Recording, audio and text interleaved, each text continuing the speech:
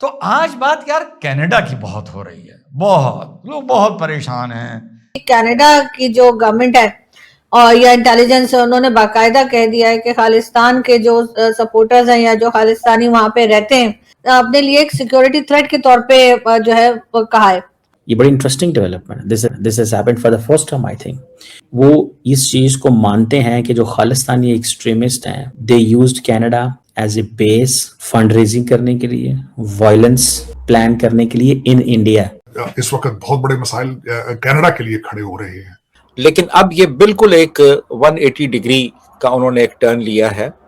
It means के जो national security adviser है इंडिया के, ही हैज बीन सक्सेसफुल। ये मोदी और उनके जो पूरा उनके साथ जमाते हैं, उनकी मेहनत भी इसमें बड़ी शामिल है, बिकॉज ये लगातार कामयाबियां हैं बीजेपी के लिए। और वेस्ट बंगाल की कामयाबी तो is a shot in their arm, in the sense कि ये उनके लिए बहुत मेजर विक्ट्री है। तो दोस्तों, इस हफ्ता दो ऐसी खबरें आई जिससे पाकिस्तानी मीडिया के अंदर काफ़ी बौखलाहट और परेशानी है, जिसमें एक खबर तो कनाडा से, जो कि आपने इंट्रो में देखा और सुना, और इसी के साथ जो दूसरी खबर कि वेस्ट बंगाल और आसाम में जिस शानदार तरीके से बीजेपी की जीत हुई है, जिसे कई लोग मोदी जी की भी जीत कह रहे हैं, जिस पर न सिर्फ भारत के अंदर बैठे अपोजिशन बल्कि पाकिस्तानी मीडिया के अंदर भी काफ़ी रोना है और यह प्रोपेगेंडा फैला रहे हैं कि बीजेपी ने पश्चिम बंगाल में हेराफेरी की है। हालांकि दूसरी तरफ ये मूर्ख ये भी मानते हैं कि जो अभी 5 राज्यों में चुनाव हुआ है, उसमें सिर्फ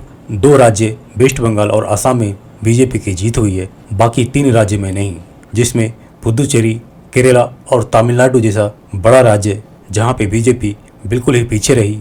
यानी ये इनकी फुलिशनेस, मूर्खतापूर्ण की हद ही है कि अगर गड़बड़ी करनी होती तो बीजेपी 5 राज्य में क्यों नहीं जीतती। और ख़ास तौर से पश्चिम बंगाल में पिछले 3 चुनाव में ममता बनर्जी जीती। ममता बनर्जी को तो वो भी चुनाव जीतने नहीं चाहिए थे, लेकिन दरअसल बात वही है कि प्रोपेगेंडा करने वाले को प्रोपेगेंडा ही करना होता है। जैसे पाकिस्तानी मीडिया, जो कि सिंदूर ऑपरेशन में भारत के हाथों पाकिस्तान की बुरी तरह से कुटाई होने के बावजूद पाकिस्तानी यह प्रोपेगेंडा करते रहे कि पाकिस्तान ने भारत को हरा दिया।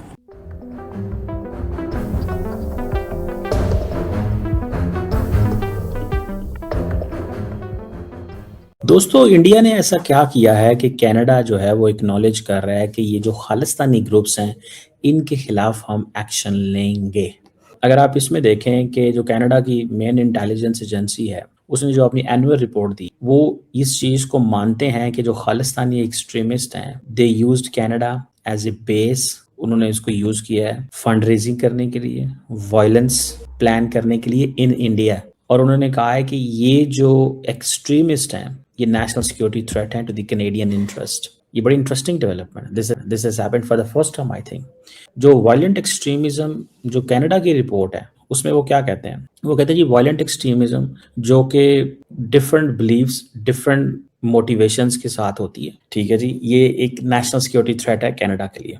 अब इस सवाल को समझिएगा। With diverse range of beliefs and convictions means के मजहबी एंड एथनिक, यहाँ पे उनका मतलब ये है कि अगर वायलेंट एक्सट्रीमिज्म है, if it is coming from the religious side, तो तब भी ये खतरनाक है। If the violent extremism is coming from the मजहबी साइड, तो दैट्स ऑल्सो डेंजरस। तो this gives a message, a very clear message आता है। इससे पता चलता है कि इंडियंस ने, जिन्होंने पहले वहां पे उसको क्या नाम है उसका करने की कोशिश की थी, कंट्रोल, वो जो था पन्नू को, बल्कि उनको तो भड़का दिया इन्होंने, उस बंदे को तो भड़का दिया, लेकिन कनाडा के साथ ताल्लुकात खराब हो गए, ठीक है। लेकिन अब दोबारा दे हैव रिपेयर्ड द ताल्लुकात। अच्छा, मार्क कार्ने ने, आपको याद होगा, before getting into detail, G7 का इजलास बुलाया। उसमें उन्होंने कहा जी कि हम नरेंद्र मोदी को इग्नोर नहीं कर सकते, नरेंद्र मोदी को इग्नोर नहीं कर सकते because Narendra Modi is a big economy. और उस वक्त बड़े हालात खराब थे।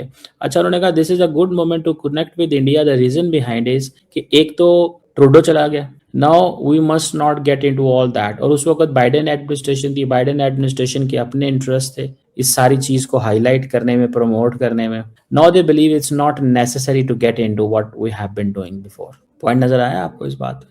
अब वो समझते हैं कि हमें इनसे इंगेज करना है, इंडियन से इंगेज करना है। सो लिहाजा इंडियंस जिनके ऊपर प्रेशर आया पहले, कनाडा में, नॉर्थ अमेरिका में सारे रॉ के ऑपरेशन बंद हुए थे, और अब देखें वो सारा कुछ उन्होंने दोबारा खुला लेना।